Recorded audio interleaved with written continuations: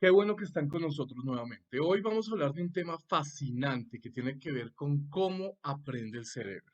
Un tema fascinante que de una u otra forma nos vincula directamente con un tema que habíamos hablado con anterioridad, que tiene que ver con el circuito del aprendizaje humano, que como ustedes deben recordar es un proceso complejo que implica múltiples áreas del cerebro y que de una u otra forma las hemos revisado durante este módulo de neuropedagogía y que pueden variar según la persona y según el aprendizaje que se esté llevando a cabo.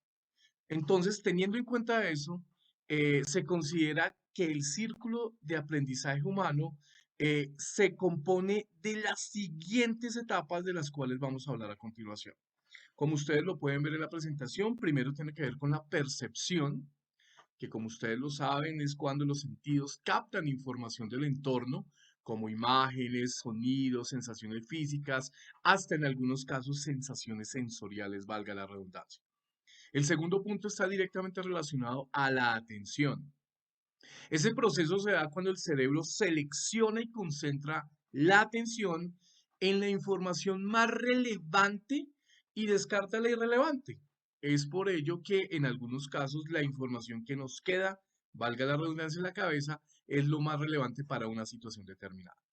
El tercer punto tiene que ver con la codificación. Cuando el cerebro transforma esa información recibida en un formato interno que pueda ser almacenado en la memoria generalmente a largo plazo. Eso, como lo vimos en el módulo, le permite al ser humano recabar en esa memoria a largo plazo para poder traer a colación en un futuro no muy lejano algo que vivió con anterioridad. El cuarto punto tiene que ver con el almacenamiento. Cuando la información se guarda en esa memoria a largo plazo, se generalmente deja unas huellas que se denominan nésicas, que lo que busca es que de una u otra forma, cuando uno requiere algún tipo de información, el mismo cerebro lo va conduciendo a donde han quedado guardados esos recuerdos, valga la redundancia. El quinto punto tiene que ver con la recuperación. Cuando se accede a esa información almacenada con anterioridad en la memoria y se utiliza generalmente en la vida diaria para resolver situaciones problemáticas, para tomar decisiones, etcétera, etcétera, etcétera. Y finalmente, la retroalimentación. Es el momento cuando el cerebro recibe información sobre el éxito o sobre el fracaso del proceso de aprendizaje. En otras palabras, cuando el cerebro se da cuenta que si usted aprendió o no aprendió sobre un tema determinado, y también en ese proceso de retroalimentación se utiliza para resolver también problemas y por ende tomar decisiones. Además de que permite ajustar futuros comportamientos y aprendizajes en consecuencia. O sea, que el cerebro le permite a usted aprender para que lo que en un momento es un recuerdo, después pueda ser un soporte para nuevas acciones. Entonces, para que eso se dé, entonces, en términos generales, en esas etapas puede ser el proceso no secuencial y también puede interactuar de múltiples maneras a lo largo del tiempo. ¿Y eso para qué? Para permitirle que el ser humano forme o los cerebros formen nuevos conocimientos y por ende nuevas habilidades. Entonces, retomando el tema del circuito del aprendizaje humano, es un proceso dinámico, es un proceso complejo que, como lo pueden leer, involucra diferentes áreas cerebrales y tiene lugar, pues, obviamente, a lo largo de la vida. Entonces, en este punto, involucramos un concepto que revisamos mucho en el módulo y tiene que ver con la emoción. Hemos detectado que sin emoción no hay aprendizaje. O sea, si hay algo que no me llama la atención, que no hierve mis venas, que no atrapa mis sentidos, en el buen sentido de la palabra, pues posiblemente el proceso de aprendizaje no se va a dar de la mejor forma. Entonces aquí nos habla que la emoción y el círculo del aprendizaje o el circuito del aprendizaje humano están estrechamente relacionados. Y aquí nos habla que pues hay unos ciertos ítems, ciertos factores que debemos tener en cuenta, pues para entender con claridad ese aspecto y no tener ningún tipo de inconveniente. Entonces, en primer lugar nos habla que las emociones pueden afectar directamente a la atención y a la memoria. Entonces, ¿qué quiere decir esto? Cuando una emoción es intensa, puede captar la atención y la memoria de la persona, lo que hace que la información, en algunos casos, o por no decir la mayoría, sea mucho más fácil de recordar. Por ejemplo, si alguien experimenta una emoción muy fuerte durante algún suceso, durante un evento, es probable que recuerde a cabalidad todos los detalles del evento con mucha claridad, que en casos que no hubiera habido ninguna emoción involucrada.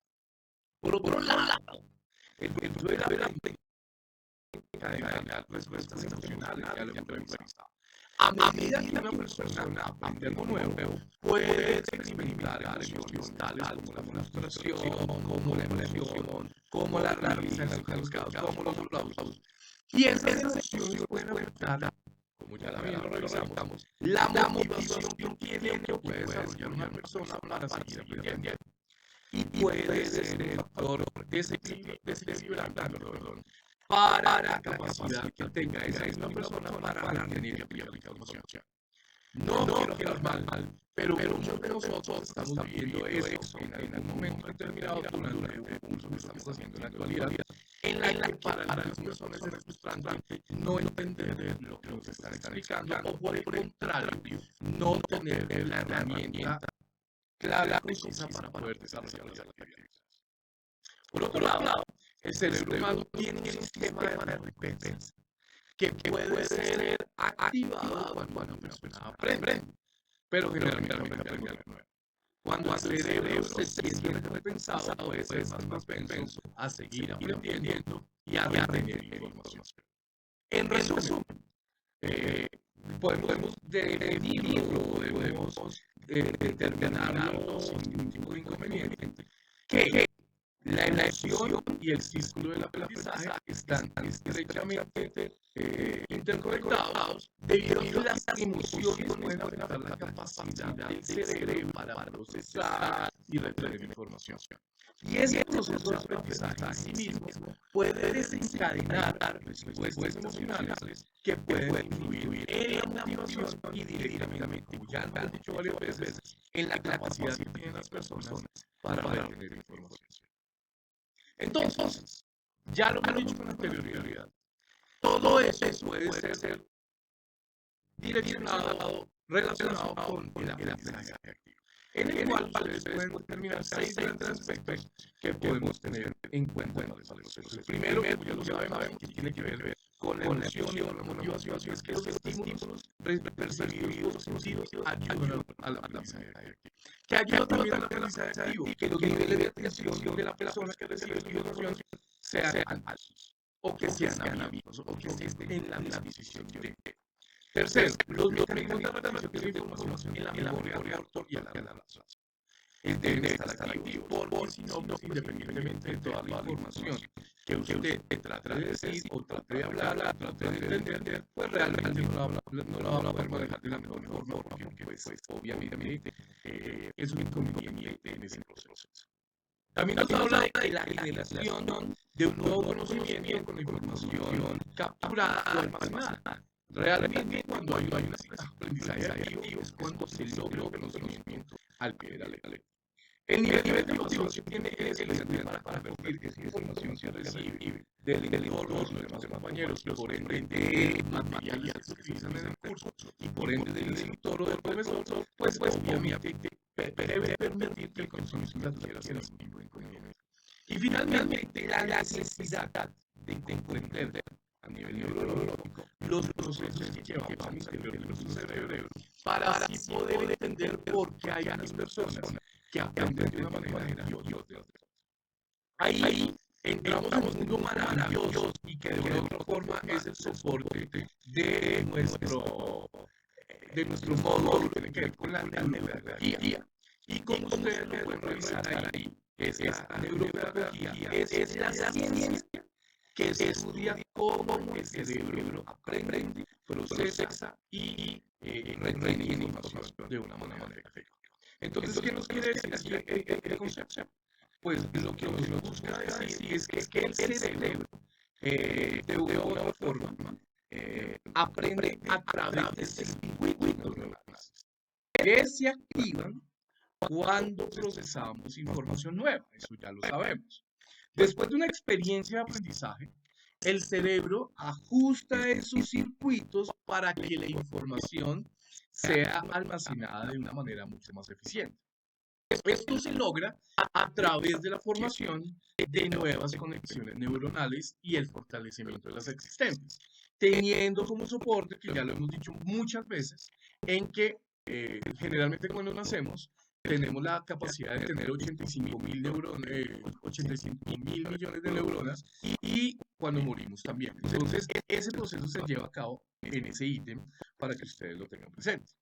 También hay algunos factores que influyen en el proceso de aprendizaje, como cuáles, como ya lo hemos dicho, la atención, la memoria, la motivación y el ambiente en el que se lleva a cabo el aprendizaje.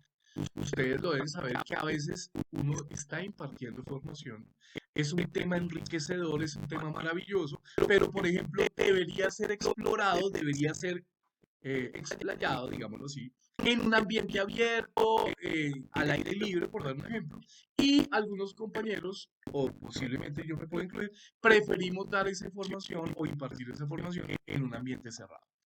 Eso hace que de una u otra forma, pues la capacidad de aprendizaje sea diferente.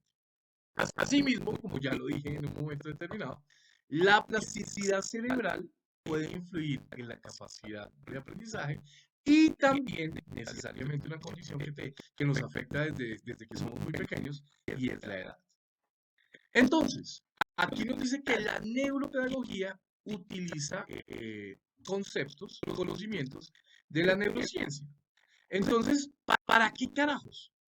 Para desarrollar estrategias y técnicas educativas que aprovechen al máximo los procesos de aprendizaje del cerebro. ¿Y eso incluye qué?